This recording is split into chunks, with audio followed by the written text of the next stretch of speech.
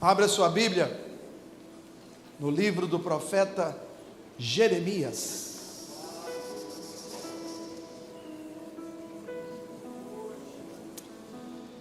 Aleluia. Tem coisa de Deus para você. Tem algo de Deus para a sua vida. Hoje nós estamos na nossa 9ª semana, em que temos refletido sobre as perguntas que Deus fez aos homens, os questionamentos retóricos que Deus fez aos seus escolhidos, quando eles enfrentavam situações difíceis. Eles queriam respostas de Deus, mas muitas vezes era Deus quem fazia a pergunta, e não a fazia porque não sabia a resposta, mas fazia perguntas para fazer os seus servos refletirem, pensarem, inferirem, e muito mais do que nos dar respostas, Deus quer que a sua igreja amadureça a ponto dela também construir suas próprias respostas. Nós não podemos agir como crianças a vida inteira. Nós precisamos amadurecer, e muitas vezes a resposta apenas nos mantém no lugar de conforto de quem apenas obedece. Mas quando Deus nos pergunta, Ele está requerendo de nós uma maturidade para olharmos para as nossas histórias e avaliarmos se realmente estamos precisando de respostas ou de decisões. Com Jeremias não foi diferente. E assim como hoje vivemos tempos de crises, crise de identidade, crise social, crise política, crise financeira, e muitos estão se sentindo perdidos, não sabem como agir, incapazes de mudar, inseguros, amedrontados com os desafios da vida. Jeremias vivia um tempo assim, um tempo de crise, e eu separei das muitas perguntas que Deus fez a Jeremias, eu separei 4, e que nessas perguntas possamos entender um pouco mais o que Deus quer falar conosco, o que Deus está pedindo de nós, a interpretação que precisamos dar ao que está acontecendo conosco nesses dias. Nós precisamos parar de fazer como aquela hiena do passado. Por quê? Por que comigo? Ó Deus, ó céu, ó mar. Quem está rindo tem pelo menos 60 anos. Porque às vezes eu me pego assim. Por que comigo? Por que desse jeito? Por que não foi diferente? Aonde que eu errei? Aonde que fulano errou? O que eu deveria ter feito para evitar esta crise? E esse tipo de pergunta lançada aos céus, geralmente não tem resposta. Porque volto a dizer, Deus não está aqui para nos dar respostas que desejamos. Deus nos salvou para nos tornarmos seus discípulos, para ministrarmos às outras pessoas aquilo que Ele já fez nas nossas vidas. O tempo de murmuração infantilizada precisa ficar para trás. Precisamos nos tornar uma igreja madura a cada culto, a cada reunião. Você está comigo até aqui? Diga amém. Amém. Então diga, Deus, pode me perguntar. Eu não sei se tem uma resposta, mas eu vou pensar sobre isso. Apenas isso. Eu não tenho uma resposta que Deus vai me perguntar, mas Ele vai me fazer pensar. Está comigo? Amém. Que essa palavra seja graciosa no teu coração. Eu quero começar em Jeremias 12:5.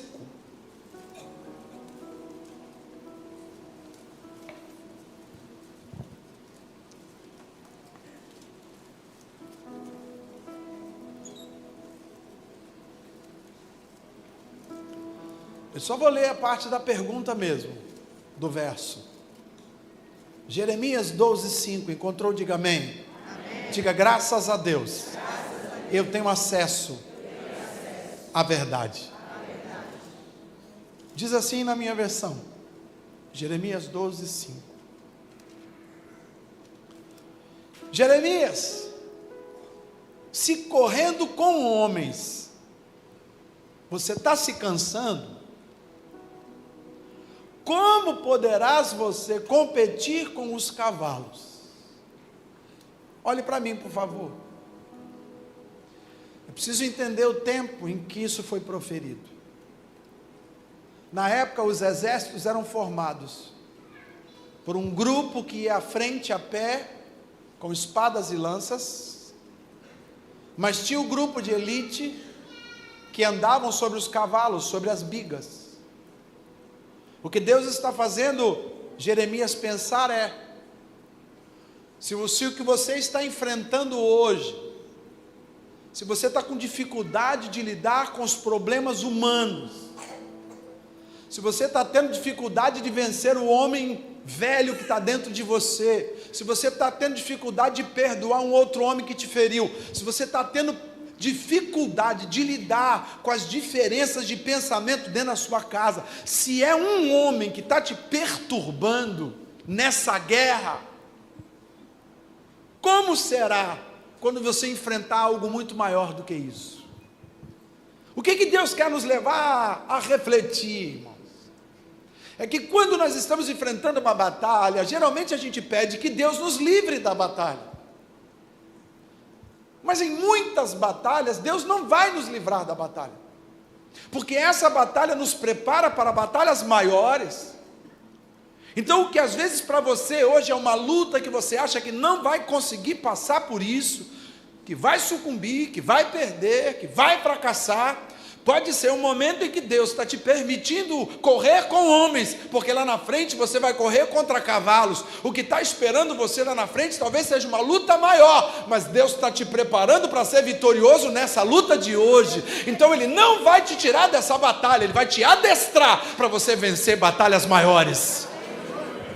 A sua luta de hoje te capacita a vencer lutas maiores amanhã. Antes de derrubar o gigante, o Davi teve que derrubar o urso e o leão. Ele não reclamou, ele derrubou, e agora ele está preparado para vencer o gigante. Essa batalha que você vive hoje é apenas o prenúncio de uma vitória muito maior que você vai experimentar amanhã. Te prepara, nem os cavalos vão chegar antes de você. Você vai vencer. Louvado seja Deus.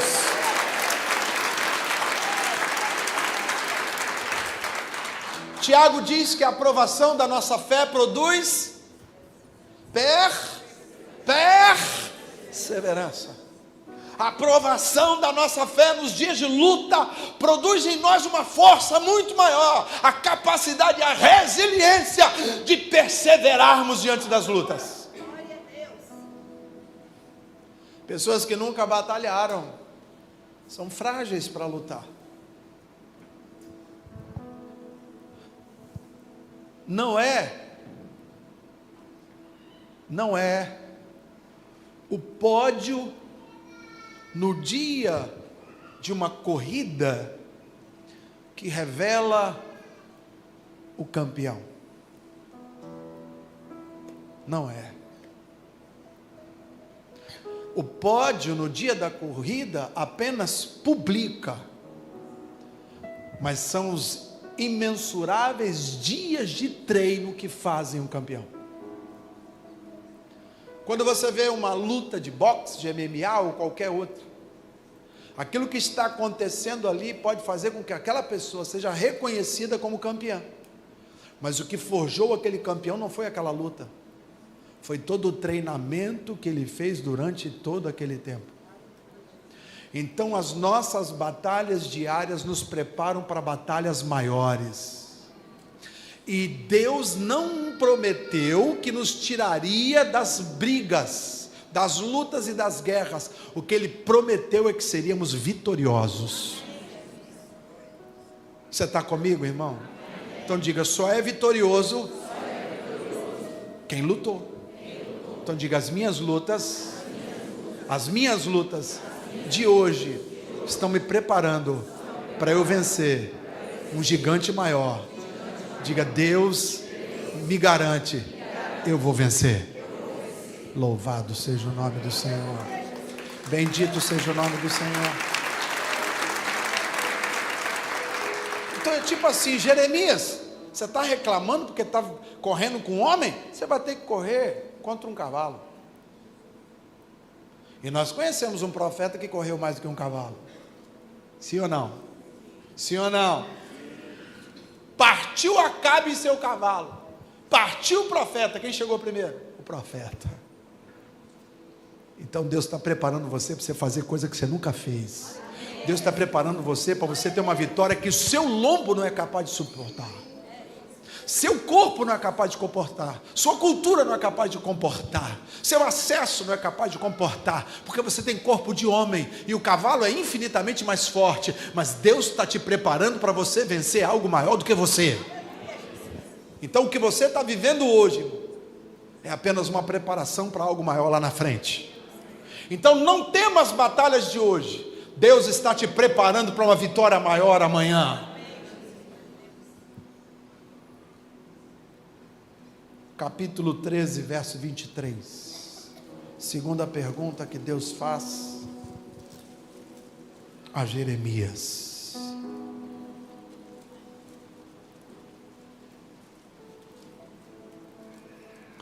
Quando o apóstolo Paulo chega a dizer, tudo posso naquele que me fortalece, é porque talvez ele tinha passado por quase tudo que é dor, naufrágio, chicote, apedrejamento, prisão injusta, abandono, traição. Então quando ele fala aos filipenses, eu tudo posso naquele que me fortalece, ele está dizendo, hoje eu sou fortão espiritualmente, porque eu já tive muitas batalhas menores que eu venci. 13, 23. Assim pergunta Deus ao profeta, o profeta, acaso pode um etíope ou um negro mudar a cor de sua pele, ou um branco mudar a cor de sua pele? Ou acaso o leopardo pode mudar as suas manchas de lugar? E eu fico me imaginando no lugar de Jeremias e pensando, o que Deus quer falar comigo com essa pergunta? O que Deus quer falar comigo hoje aqui? O que quer falar com você? Deus está nos chamando a atenção porque às vezes a gente acha que sozinhos podemos mudar alguma coisa em nossa vida. Acaso pode um homem mudar a si mesmo? O mundo diz que há uma força dentro de você e que se você, entre aspas, quiser, você pode. Mas a Bíblia que eu leio diz que sem Jesus eu nada posso fazer. Então tem gente que acha que é capaz de vencer as suas lutas por conta da sua própria força interior, a força de seu braço. Deus está me chamando a atenção de que sem Ele, nós não conseguimos vencer batalha nenhuma, mas com Ele vencemos todas as batalhas. Para de achar que é a força do teu braço que vai fazer com que você saia dessa mesmice, dessa dor, desse buraco que você entrou. Se não for pela ajuda e pelo braço do Senhor, você não consegue mudar a tua história. Você precisa do braço forte do Pai. Você conhece aquela analogia de um jovem que estava malhando, fazendo crossfit, fazendo wellness, e ele chegou em casa e foi para o quarto dele, está lá, e a mãe dele chegou e falou, meu filho, o que você está querendo fazer? Não, porque eu estou malhando, eu estou puxando não sei quanto de força, não sei quanto de peso.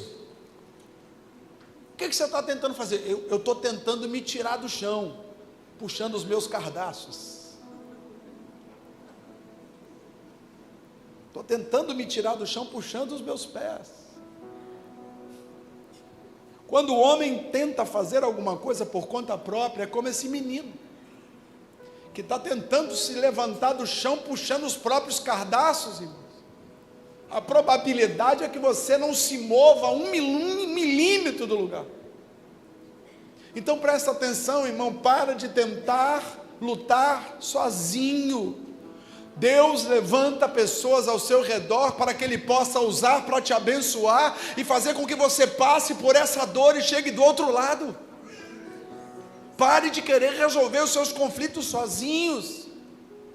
Pare de achar que você é autossuficiente, você não é. Você precisa da ajuda do Pai, e enquanto você acha que pode por si mesmo, você não se torna dependente da graça de Deus. E a fé só é manifesta na vida daquele que acredita piamente que sem Jesus ele nada pode fazer. De que sem Jesus você não presta, irmão. Desculpa eu te falar isso assim publicamente. Porque quando eu falo sobre a minha vida com as pessoas, eu digo, irmão, poxa, pastor, admiro isso, admiro aquilo. Irmão, você não sabe quem eu sou sem Jesus. Eu sou a titica da mosquinha, da pelota que saiu do cavalo. Tem um negócio desse do bandido. Se você tira da equação de tudo que você vê em mim e admira, se você tira o J de Jesus, já virou um esterco. Porque tudo que tenho e sou é graças à força e à misericórdia do meu Deus. E quando você entende isso, você se torna dependente dessa graça. E aí essa graça, ela te basta. Ela não basta para quem acha que pode por si mesmo, mas para quem entende, tem noção de que a sua vida é uma vida abençoada, porque está debaixo da mão de Deus. Ah, meu amado, é descansar e saber que o Senhor tem o melhor para mim e para você. Descansar no Senhor não é folgar, mas é saber que nele você é protegido, guardado, abençoado. Deus é esconderijo, é cidadela, é fortaleza, é sombra. Todos os lugares que abrigam, que guardam, que protegem. Então, quando é que eu tenho que procurar esta cidadela, essa fortaleza? Todas as vezes que eu me senti incapaz de enfrentar meus próprios fantasmas. Sério, pastor, sério?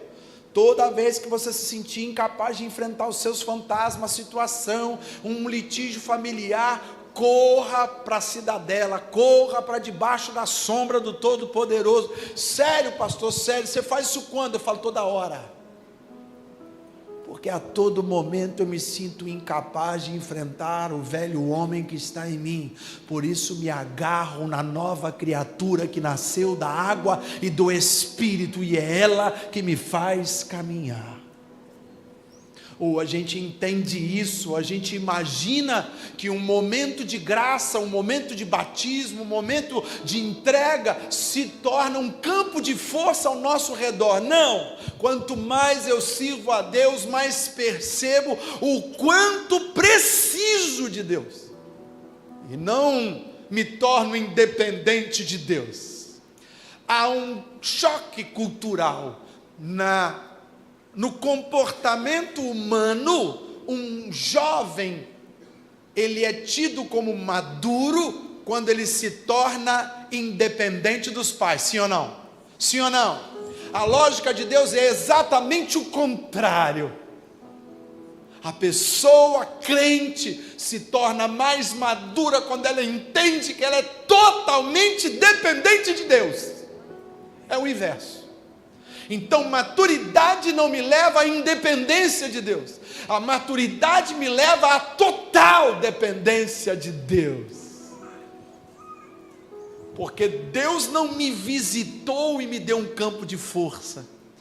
Deus habita dentro de mim e me colocou uma responsabilidade de me parecer com Ele. Então, pode uma onça mudar suas pintas de lugar? A resposta é: não. Pode um homem tentar mudar a sua própria vida pela sua própria consciência? Irmão, você já tentou. Você já tentou sair desse vício e não conseguiu? Você já tentou de parar de falar isso e não parou? Você já tentou sair dessa pornografia e não saiu? E você acha que você vai conseguir na força do braço do homem? Não consegue, irmão. Eu vou te falar, vai para os pés de Jesus, que certamente você vai vencer todos esses fantasmas. Não, pastor, esse aqui eu venci com graça, mas esse aqui eu vou vencer na força do braço. Não. Diga como Paulo: eu posso enfrentar todos os meus inimigos, eu posso enfrentar todas as minhas dores, quando eu estou naquele que me fortalece. Se tem um verso que é usado invertido, é esse de Filipenses, que a maioria acha o seguinte: eu posso comprar, eu posso me divertir, eu posso curtir, porque eu estou em Deus. Não, irmão, o verso começa com tragédia, a história começa com naufrágio, com apedrejamento, com prisões, chicotadas 50 menos uma, acho que 3 vezes, não me lembro. E aí quando ele termina de falar por tudo que ele tinha passado, ele diz: pois é, eu passei por tudo isso, por quê? Porque eu me fortaleço naquele que é o meu Senhor. Então, se você está passando por uma situação difícil, preste atenção.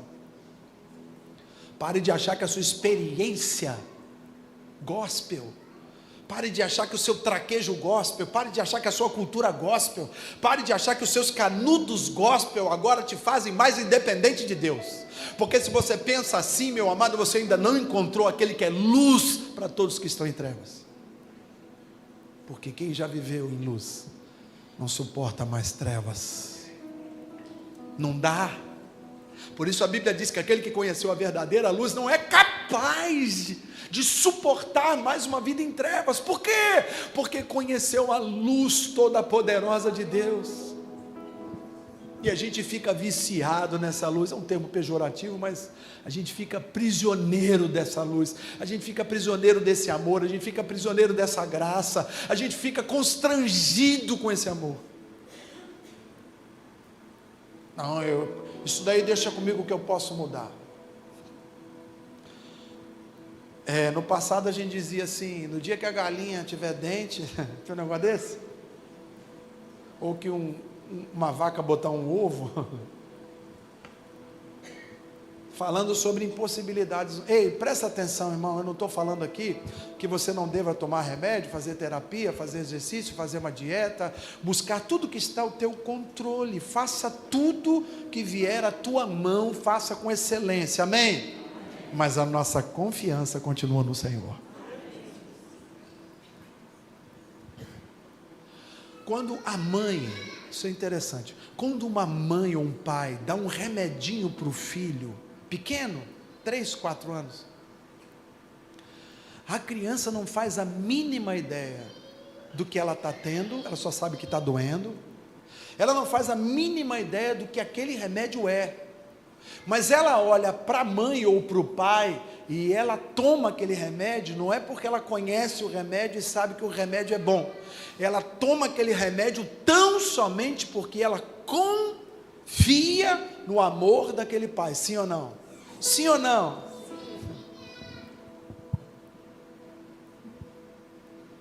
Então, se Deus quer te dar alguma coisa, se Deus está te orientando a alguma coisa, ainda que você não entenda, ainda que você não consiga entender por que essa luta, toma esse remédio, porque Deus te ama, Ele quer o teu bem.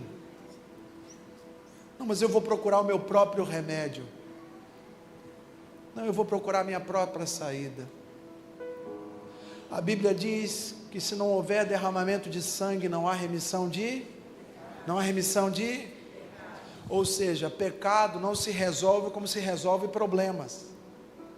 Problemas você resolve com ajustes, planejamento, mudança de hábito.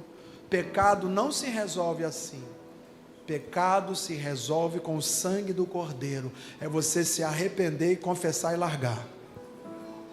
Porque tem muita gente que peca e diz: eu tenho um problema. Talvez o seu pecado, ele construa um grande problema, mas se ele é pecado, tem que ser tratado no reino espiritual. Eu estou com um problema, pastor. Qual é? Eu estou vendo pornografia na internet. Não, isso não é problema não. Não é não? Não, inclusive tem gente que paga por isso. É sério, tem até uns sites aí gratuitos, né? Ah, então não é problema não, isso é pecado. Ah, é? É. E se talvez fosse um problema e ninguém souber, você vai viver a sua vida toda numa boa. O problema é que é pecado, vai acabar a sua vida e você vai para o inferno. Ah, tá, entendi.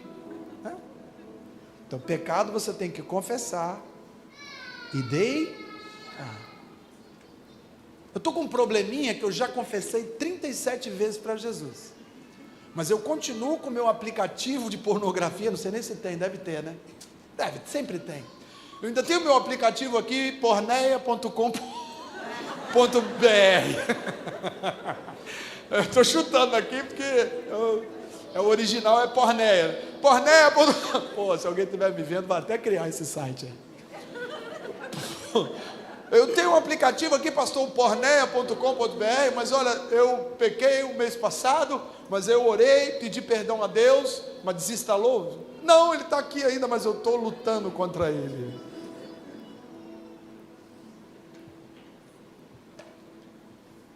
Confissão sem arrependimento e mudança é remorso.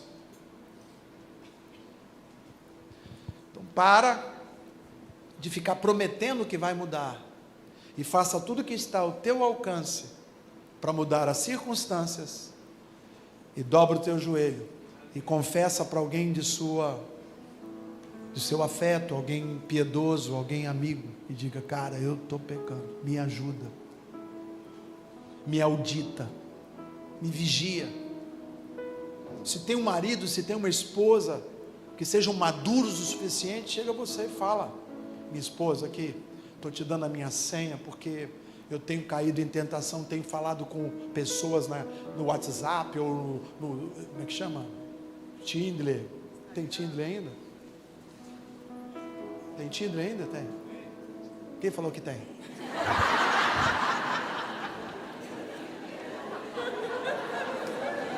Tô brincando, irmão, tô brincando. É só pegadinha. Mas eu filmei. Ou seja, pega e fala assim: minha esposa, me ajuda, meu marido, me ajude. Olha, quando você vai dormir, eu fico na sala. E você vai dormir, que você está cansado ou cansado, eu fico na sala ali, fingindo que estou vendo Netflix, e acabo assistindo pornografia, Então me ajuda, quando você for para a cama, me leva, ou vai lá e corta o cabo da TV, aleluia, ou pega o controle e dá para o gatinho brincar. Nesse momento você está confessando e você está produzindo ferramentas para não incidir no mesmo erro. Porque presta atenção, porque se você acha que sozinho vai dominar essa potroca aqui, se você acha que sozinho vai dominar essa parte aí financeira que você tem lá na sua empresa, se você acha que sozinho vai dominar essas coisas, é o que a Bíblia está perguntando para você. Você vai conseguir no dia que a onça conseguir limpar suas manchas, ou seja, nunca. Diga: sem Deus, não tem vitória. Diga: com Deus, a vitória é certa, em nome de Jesus, em nome de Jesus. Está comigo ainda? Jeremias 18:6. Terceira pergunta. Talvez uma das mais famosas, um texto mais famoso.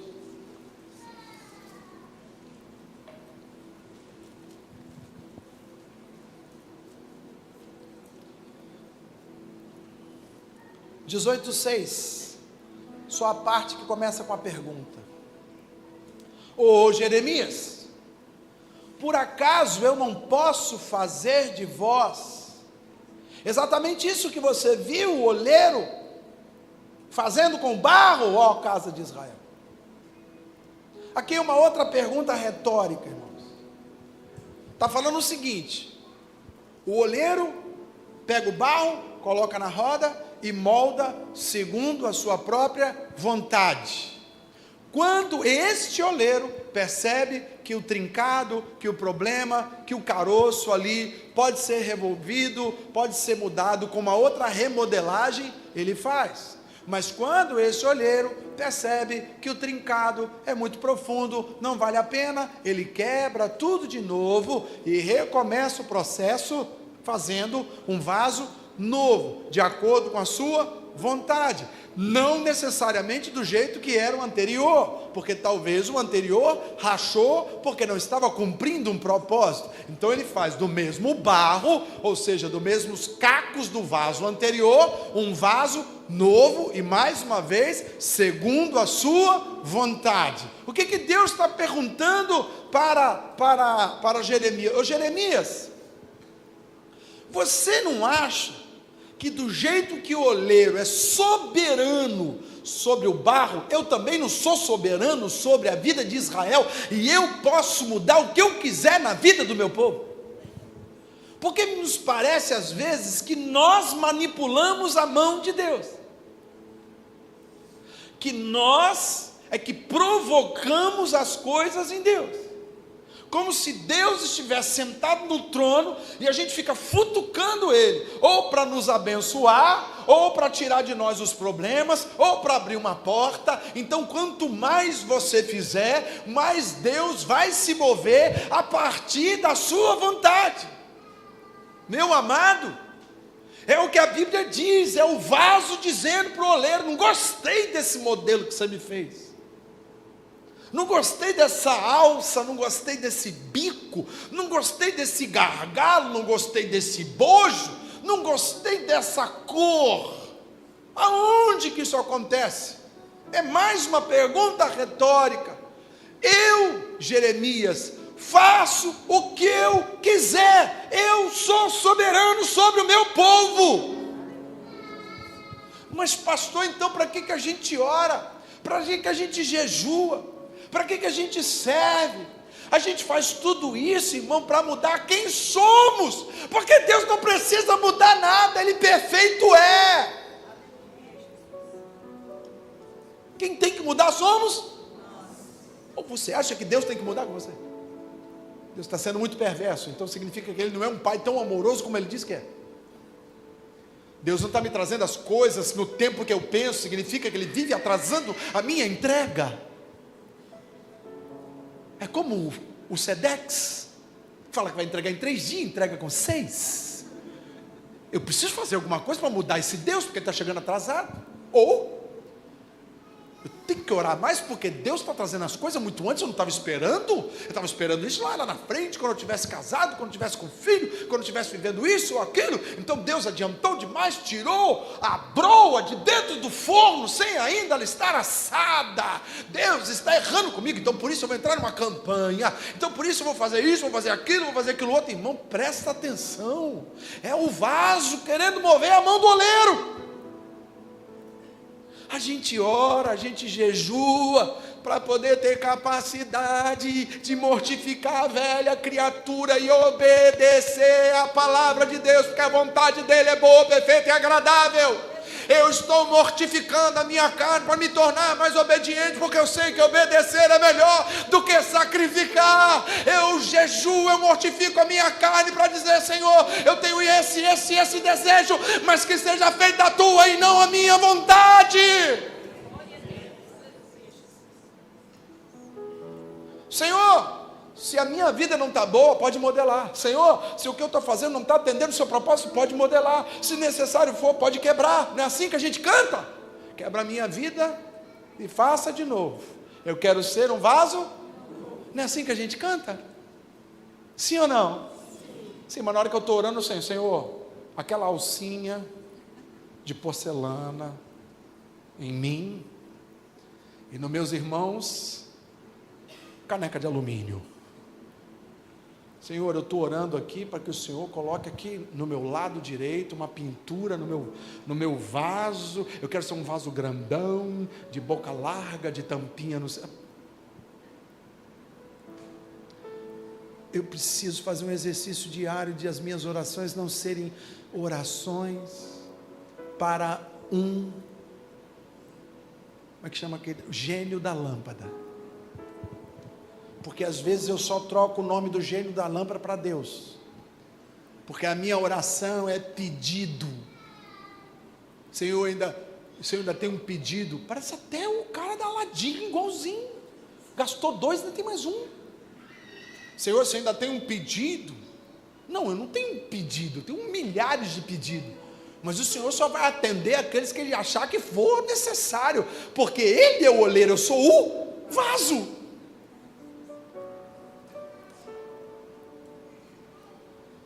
Acaso pode o vaso remodelar a si mesmo? Acaso o vaso é ele quem determina o seu propósito? Sim ou não, irmãos? Quando você vai comprar um vaso lá, no mini preço, vai comprar um vasinho lá, uma panela, ou qualquer recipiente, né? Porque vaso aqui, para nós hoje, poderia ser até um Tupperware. Aí você chega lá, vai pegar o Tupperware, esse aqui eu vou usar para congelar carne. Aí o Tupperware, tira a mão de mim! Eu não quero ir para o congelador, eu sinto frio. Eu quero ir para o micro-ondas. O que você vai fazer, irmão? Das duas, uma. Ou o diabo vai sair de você, ou você vai sair do diabo. Uma coisa é certa, vai acontecer alguma. Então é o seguinte, Deus, diz a palavra que Deus elege vasos para honra e para desonra. E quando a gente lê honra e desonra, parece-nos que essa desonra é uma coisa ruim, tipo, pô, fui escolhido para ser desonra. Irmão, se você na sua vida, na sua casa, pudesse ter apenas um vaso, qual seria? Pensa bem. Se Deus falasse com você, na sua casa só pode ter um vaso, você ia ter o quê? Aquele que enfeita, aquele que você põe laranjada? Aquele que enfeita a sua mesa? Aquele que fica lá parado, que ninguém pode tocar nele? Aí de tanto em tanto tempo você tira a poeira e coloca lá de novo? Ou você gostaria de ter um vaso sanitário? Pensa um pouquinho. Só pode ter um, qual que você ia ter? Eu tenho certeza que a maioria ia escolher um vasinho sanitário. Sim ou não, irmão? Sim. Irmão, o vaso sanitário, ele pode ser considerado um vaso de desonra.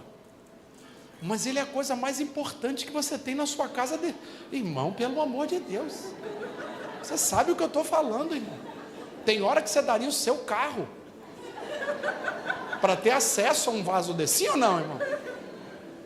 Sim ou não?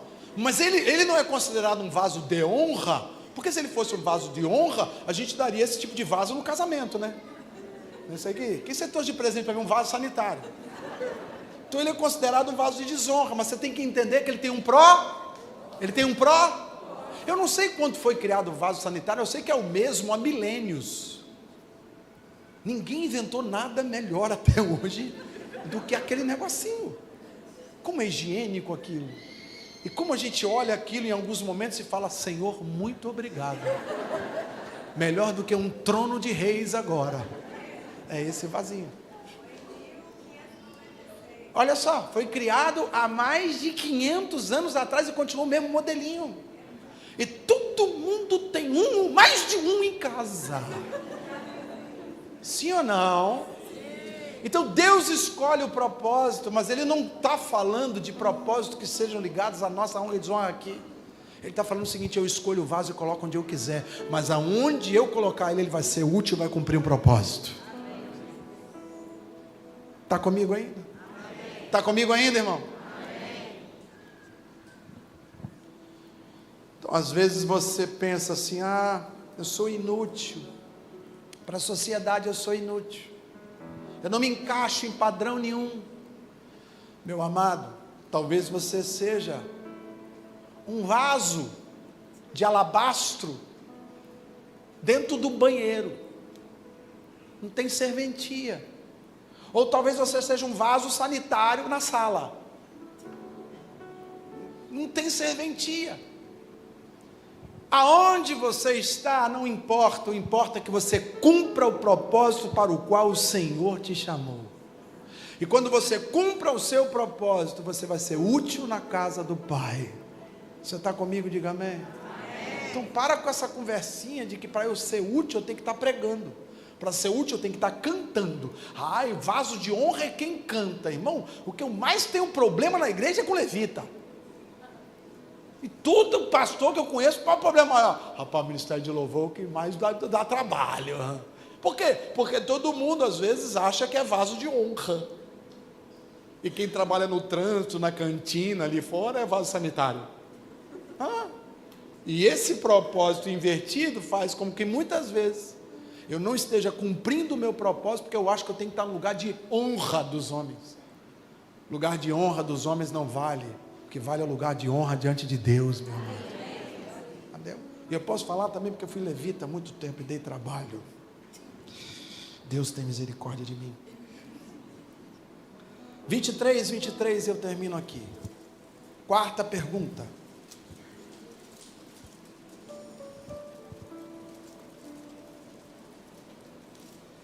Ele pergunta assim: ô Jeremias, acaso eu sou Deus só de perto? Ou também não sou Deus de longe? Você tem que estar me vendo para você acreditar? Presta atenção, você tem que estar me sentindo para você crer? Você tem que estar vendo eu modelando a massa para você acreditar que eu estou trabalhando na sua vida? Você precisa ver que as circunstâncias estão se movendo a favor daquilo que você acha que é certo, para acreditar que eu estou nesse negócio? Você precisa arrupiar para saber que eu estou numa igreja? Você precisa sentir algum cheiro, ver alguma sarça ardendo para acreditar? Eu, Jeremias, sou um Deus que estou atuando em todas as instâncias, em todos os momentos, em todos os lugares. E talvez você não me veja, talvez você não me sinta, talvez você possa pensar que está sozinho, mas eu sou Deus com você. Eu estou com você mesmo quando você não me sente. Eu estou com você mesmo quando você não me ouve. Eu estou com você mesmo quando você não me enxerga espiritualmente. Eu estou com todos vocês até a consumação dos séculos. Eu prometi, eu vou cumprir. Porque tem momentos, irmãos, que a gente fica pedindo sinal a Deus, para a gente ver alguma coisa. E foi uma resposta de Jesus para um de seus discípulos: como crereis se não verdes os sinais? E a gente tem dificuldade de crer quando os sinais não são visíveis. E a gente vai desanimando, porque assim como os sinais que eu desejo não estão visíveis, às vezes o que eu não desejo estão. Presta atenção. O que eu gostaria de estar vendo era essa mudança, e eu não estou vendo. E o que eu gostaria de não estar vendo era esse movimento, e eu estou vendo. Ou seja, o que é ruim é real, e o que é bom está escondido. Logo, quem está se manifestando na minha vida é o diabo e não Deus. Porque eu quero ver Deus agir, eu quero sentir Deus agir. Eu sou como Tomé, eu tenho que botar a mão, eu tenho que tocar a ferida, eu tenho que ver a mão furada. senão eu não creio. Mas ele passou aqui, Tomé, ele ressuscitou, Tomé, muitos já viram, e Tomé diz o quê? Eu só acredito vendo. Então o que ele está perguntando para Jeremias é: Jeremias, e quando você não me vê, eu não estou perto de você? Quantas vezes você no seu secreto pensou: Deus me abandonou? Quantas vezes você teve a sensação, presta atenção, que a sua oração não estava chegando no céu? Quantas vezes? E você falou que ia desistir. Não vou orar mais não, Deus não está me ouvindo. Não vou orar mais não, nada muda. Eu vou orar mais não, esse homem não muda, esse casamento não muda, eu não vou orar mais não, eu não consigo vencer, eu não vou orar mais não, eu não consigo fechar ciclo, eu não vou orar mais não, estou sentindo Deus, eu fui no encontro, eu fui não sei aonde, eu subi montanha, desci montanha, e não consigo descer, eu não consigo sentir Deus, então eu vou parar de orar. Então você só ora quando sente, você só ora quando vê, você só ora quando as circunstâncias são favoráveis. Então você não está exprimindo fé, você está exprimindo razão. Porque quem trabalha na razão, trabalha com o que vê. Quem trabalha pela fé, crê naquilo que ainda não aconteceu.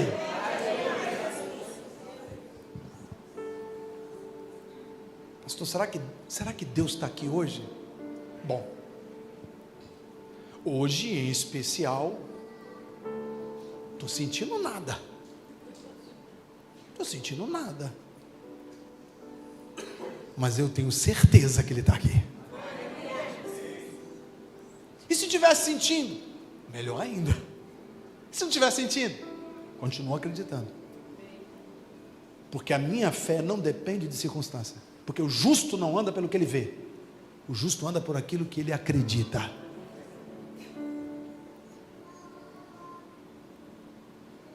Acaso sou eu Deus de perto e também não de longe?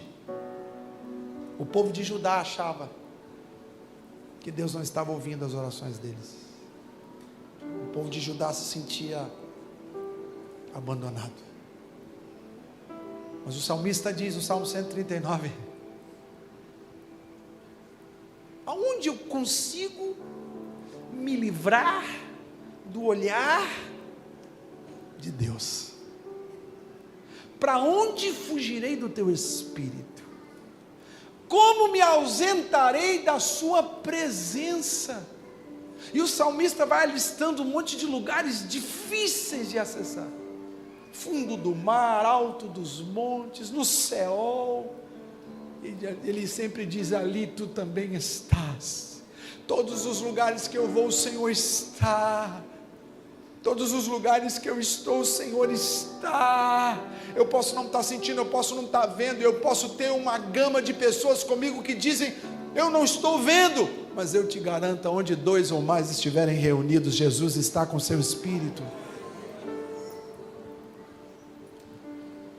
Pode uma mãe, falamos aqui, né? Pode uma mãe esquecer-se do filho que amamenta? Ainda que essa mãe tenha essa capacidade, eu todavia não me esquecerei de vós outros. Deus não se esquece da gente, irmãos. Deus conhece cada um e chama pelo nome. Deus conhece cada necessidade, cada dificuldade, cada dor que você sente, cada medicação que você usa, cada tratamento que você faz, cada decepção que você está vivendo. Deus está contigo todos os momentos da sua vida. Ele é sombra à tua direita. Sombra. Ele é sombra à tua direita. Ele é quem te guarda, Ele é quem te protege. Mas às vezes a gente não sente, porque a gente é carne e Ele é espírito. Você está comigo? Você está comigo, irmão? Eu sou carne, Ele é espírito, por isso eu preciso encontrá-lo no espírito e não na carne. Mas aqueles que só encontram com Deus na carne, estão sempre dependentes de sentidos, não é? Então assim, pô, foi bom o culto? Não senti nada, então foi bom. Porque se os sentidos dele, se ele não vê, sentir um cheiro de fumaça, sei lá, se ele não sentir algo, Deus não atuou na vida dele. Ou seja, é um homem que na carne quer falar com o Espírito, e a Bíblia diz que a carne e o Espírito não se comunicam. O Espírito fala com o Espírito. Eu tenho que buscar a Deus no Espírito, com oração, com jejum, com meditação, com tempo a sós, com quarto. ali certamente o Deus em secreto vai falar com você em secreto e vai te entregar coisas que você nem conhece. Por isso, quando o próprio Deus diz que é necessário que o povo dele busque a Ele com todo o coração e toda a alma e todo o entendimento, porque se esse povo buscar Ele assim, vai encontrar. Agora, quem busca Deus na visão, nos sentidos, talvez não encontre e vai se frustrar, porque Deus é Espírito e importa agradá-lo em Espírito e em verdade. Deus não é carne, irmãos. Deus não está preocupado com a nossa carne. Ele sabe que essa carne tende, a tendência dela natural é da deterioração. Todos nós vamos nos deteriorando vivos, a não ser os que morrem jovens. E como ele sabe disso, ele já estabeleceu, porque ele disse: ao homem é dado morrer uma vez. Como ele sabe disso? Ele não está muito preocupado com os nossos sentidos, porque em breve esses sentidos vão acabar, porque receberemos um corpo glorificado. E o que vai ficar então? É a nossa relação com Ele espiritual, porque nós seremos espírito também. E essa carne maldita, semente do pecado, vai ficar para trás. Então o esforço que o homem tem de encontrar-se com Deus pela carne, pelos sentidos, é um esforço que não agrada a Deus. Encontre com Deus no Espírito, fale com Ele em Espírito, ore, cante, salmodie a Deus, enche a tua boca de júbilo, a sua língua de graça, falando entre vós com salmos, hinos e cânticos espirituais. A gente sai um pouco desse lugar de pedintes do gênio da lâmpada, e a gente vai para o lugar de Maria, quedada aos pés do Mestre, ouvindo Ele e sentindo a sua presença na sua fala.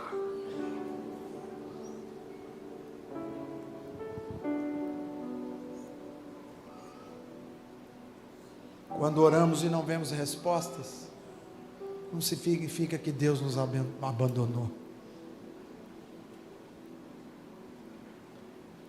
Tem uma pessoa aí do seu lado, não tem? Uma pessoa de carne. A sua mão de carne toca a pessoa do seu lado. Você sentiu o toque? Sentiu? Você tem certeza que a pessoa te tocou? Sim ou não? Porque você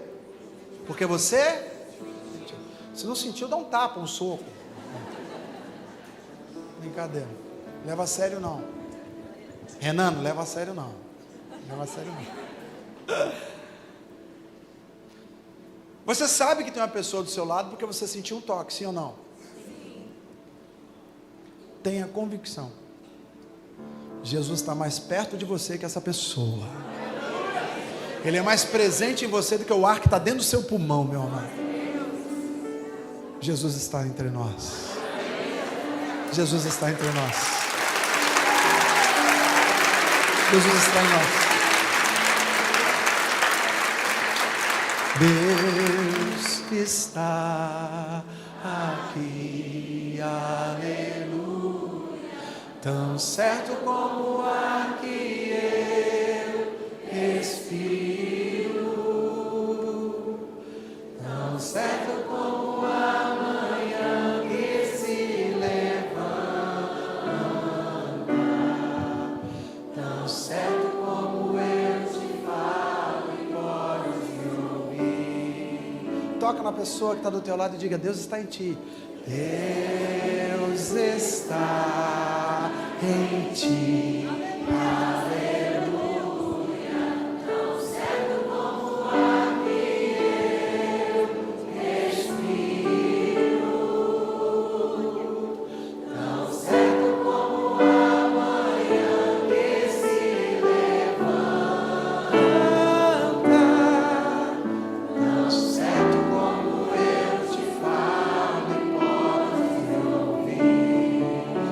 Pessoa que está ao teu lado, diga: Deus está em nós. Deus está em nós. Aleluia.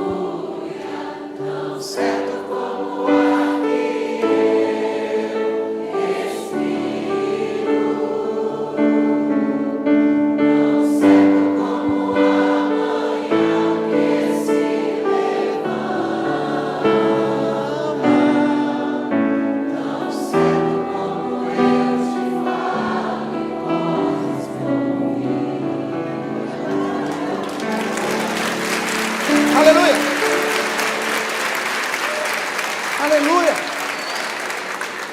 Deus está aqui. E ainda que eu não sinta com esta carne pecadora, há dentro de mim um Espírito dele, que clama, Abba, Pai, Paizinho, Paizinho querido, não me deixe sentir a solidão de quem não acredita, porque para aquele que crê a solidão não existe, porque aquele que crê sabe que Emanuel, o Deus está sempre conosco. Você crê nisso? Amém. Glória a Deus. Então diga, graças a Deus. Graças a Deus. Deus está perto. Deus está perto. Mesmo quando me sinto sozinho. Diga assim, não posso mudar a mim mesmo. Mas Deus pode me transformar. Diga, eu preciso enfrentar minhas batalhas. Estou sendo preparado para uma vitória maior. Diga, hoje o urso, amanhã o leão, mas lá na frente tem um gigante que vai cair em nome de Jesus Cristo de Nazaré. Oh, glória! Leva isso para você, meu amado. Essa crise é preparatória para algo maior que Deus vai realizar na sua vida. Continue orando, continue crendo, continue jejuando, continue servindo, continue meditando, continue sendo generoso com quem está ao teu redor, continue sendo mais parecido com Cristo, mas saiba, Ele é soberano e a sua história já está escrita na palma da mão dele. Você está comigo até aqui? Vamos orar então. Hoje é um dia de confiar em Deus e saber que Ele está no controle da nossa vida. Fique de pé aí no seu lugar.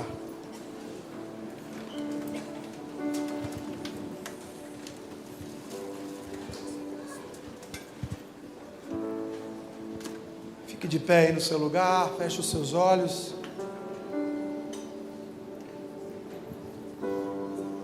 Vamos falar um pouquinho com Deus. Apresente a Deus agora essa carta aberta da sua vida. Seus medos, seus anseios, seus temores. Pega essa crise que você está vivendo aí, abre ela diante de Deus agora. E creia que Ele está aí com você para ler contigo essa carta. Paizinho, nós queremos te agradecer, Senhor, nessa noite, Deus. Que por mais uma vez, Senhor, o Senhor inclina, Deus, os teus ouvidos, o seu olhar para essa igreja, Pai. E o Senhor sonda a nossa vida, Pai, no profundo, Deus. O Senhor conhece, Deus, os nossos questionamentos. O Senhor conhece, Deus, as nossas limitações. O Senhor sabe, Paizinho, o que cada pessoa, Senhor, que adentrou essas portas estão enfrentando de dificuldades, Deus, estão enfrentando desafios, estão, Senhor, por muitas vezes travando uma batalha, Pai, que quem está ao lado não tem a dimensão, Senhor. Deus, porque muitas vezes, Senhor, algumas situações acometem as nossas vidas e quem está ao lado consegue perceber, consegue ver sinais. Mas essa noite, Senhor, eu quero apresentar para Ti as pessoas que estão enfrentando as batalhas que estão invisíveis aos olhos do homem, Pai. Batalhas, Senhor, que somente a pessoa sabe que está vivendo, Pai. Muitas vezes elas olham para uma situação e não vê saída, Deus. Muitas vezes, Senhor, procura, Deus, até mesmo falar e não consegue. Senhor, são essas pessoas que eu quero apresentar para o Senhor nesta noite, Deus. Que o Senhor venha, Pai, de uma forma sobrenatural, Deus, e mexer o nosso interior nesta noite, Pai. E que nós saímos daqui com a certeza que até nessas batalhas que são invisíveis, que ninguém que está ao nosso lado é capaz de enxergar, o Senhor está pelejando, Pai. Deus, em nome de Jesus, que nesta noite o Senhor derrame sobre as nossas vidas a certeza de que o Senhor está no controle de todas as coisas. Deus, em nome de Jesus, vai tirando de nós, Pai, a dificuldade de muitas vezes, Senhor, de muitas vezes olhar no espelho, Deus, e dizer para nós mesmos: saia dessa posição, saia desse sofrimento, que o Senhor venha colocar dentro de nós essa coragem, Pai, e a certeza que o Senhor está no controle de todas as coisas. Senhor, como foi falado aqui, o Senhor sempre está nos preparando para algo maior. Então, Pai, se as dificuldades têm sido grandes, Deus, se as batalhas têm sido grandes, Senhor, se os medos têm sido grandes, Deus, que nesta noite o Senhor assente no nosso coração que tem coisa nova chegando, tem tempo de conquista nova chegando, tem tempo de restituição para a sua casa, tem tempo, chuva de abundância para a sua vida, restituição para a sua família. Deus, restitui casamentos aqui nesta noite, Pai. Deus, em nome de Jesus, nós queremos apresentar a nossa casa diante do Teu altar, Pai. Senhor, que o Senhor venha nos sacudir, Deus. Tire, Pai, se tem algumas famílias aqui que têm vivido adormecido e o diabo está tentando roubar a nossa casa, nós nessa noite declaramos para o Senhor: não há mais sono espiritual. Deus, em nome de Jesus, Pai, que o Senhor venha sacudir a nossa vida, Senhor, que não venhamos abrir mão da família que o Senhor nos deu. Deus, em nome de Jesus, Paizinho, vai restituindo, Pai, todas as famílias, Senhor. Vai renovando o amor a cada manhã, Deus. Vai tirando a mentira que o diabo muitas vezes planta nos nossos corações, de que não tem saída, de que perdeu, de que acabou. Senhor, que nesta noite, Deus, o Senhor venha renovar a nossa vida. E que os nossos olhos, eles irão sim estar vendo quando a dificuldade se apresentar. Mas é na mesma proporção, Deus, que nós iremos enxergar além das dificuldades. Que nós iremos, Senhor, entender que tem algo por detrás de cada dificuldade. Que tem vida, vida por detrás de diagnóstico de morte. Não aceita. Que o Senhor venha, Senhor, nos capacitar nesta noite, Deus, a enxergar além, Pai. Nós queremos enxergar além. Nós precisamos, Senhor, olhar e ver que tem saída, Pai. Nós não podemos desistir, porque o Senhor conta com a nossa vida. O Senhor conta com cada família aqui, Deus. Então, muito obrigado, Senhor. Muito obrigado porque mais uma noite, Deus, o Senhor firma que o Senhor tem um pacto conosco, Pai. Que o Senhor é maior do que todas as coisas que se apresentarem nas nossas vidas, Pai. Que essa certeza não saia do nosso coração, Pai. E que o Senhor nos lembre, Pai, a cada despertar das nossas vidas, de que o Senhor está no controle de todas as coisas, Pai. Então, muito obrigado, Deus. Muito obrigado por mais essa noite, Pai. A nossa oração, Pai, é que as famílias desse arraial aqui, Pai, cresça a cada dia na Tua presença, Deus. Que nenhum deles venham desanimar das tuas promessas. Deus, em nome de Jesus, vai trazendo às mentes nesta noite o dia do primeiro encontro contigo, o dia onde nós entregamos a nossa vida para o Senhor. As promessas que o Senhor fez, elas ainda estão de pé, Pai. Então, em nome de Jesus, eu te peço, Senhor, nos lembre, Deus, a vida que tínhamos antes. Aquilo sim era uma vida difícil. Quando a dificuldade vinha, nós não sabíamos o que fazer, andávamos sem rumo. Mas hoje é diferente, Pai. Hoje nós sabemos quem está conosco, quem vai adiante das nossas batalhas. É o general que não perde guerra, é o general que nunca perde uma batalha.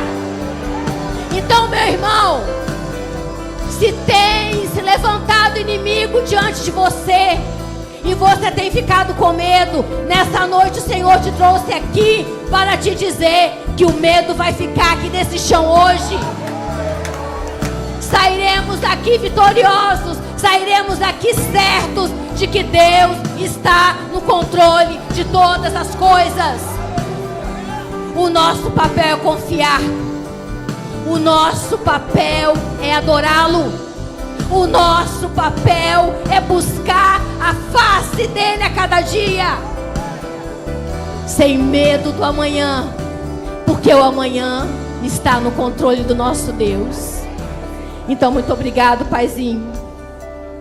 Muito obrigado por cada culto que o Senhor fala aos nossos corações. Muito obrigado, Senhor, porque são cultos onde o Senhor nos dá direção. São cultos, Pai, onde o Senhor nos lembra de detalhes que o dia a dia nos rouba. Detalhes simples que por muitas vezes a gente só olha a dificuldade. Então, muito obrigado por estar aqui nesta noite, Pai, nos lembrando. E fica, Deus, que o Senhor fique presente em cada lar. E que em nome de Jesus, Senhor, cada família venha provar, Deus, do teu cuidado. Cada família venha provar da tua provisão, Pai, do teu escape, do teu socorro, porque o Senhor é o Deus presente em todas as coisas. Em todos os momentos o Senhor está.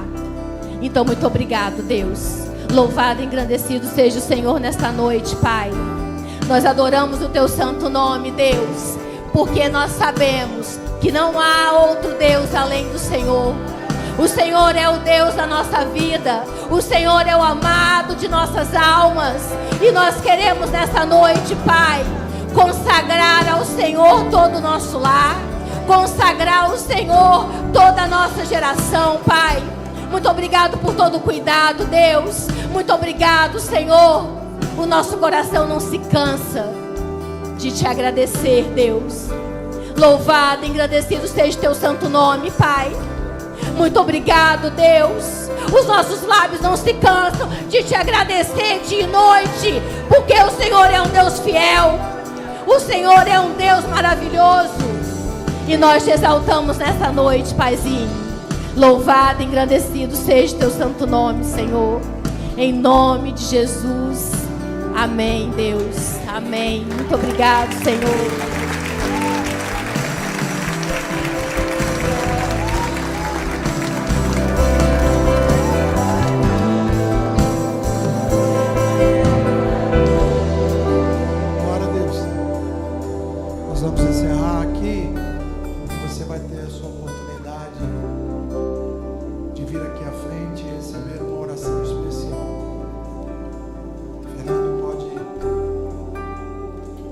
Posicionar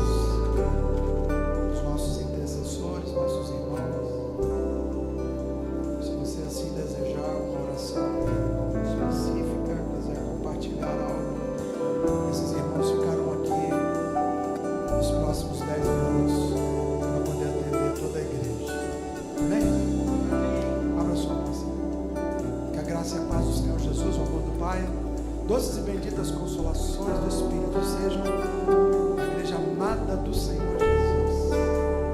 Que seja um final de semana extraordinário. Domingo estaremos aqui ceando com os irmãos às 10 da manhã, às 16 horas e às 18h30, se o Senhor nos permitir. Dá um abraço quem está do teu lado aí. Que Deus te abençoe em nome de Jesus. Não haja fruto na vinde, o produto da oliveira minta, todavia me alegra.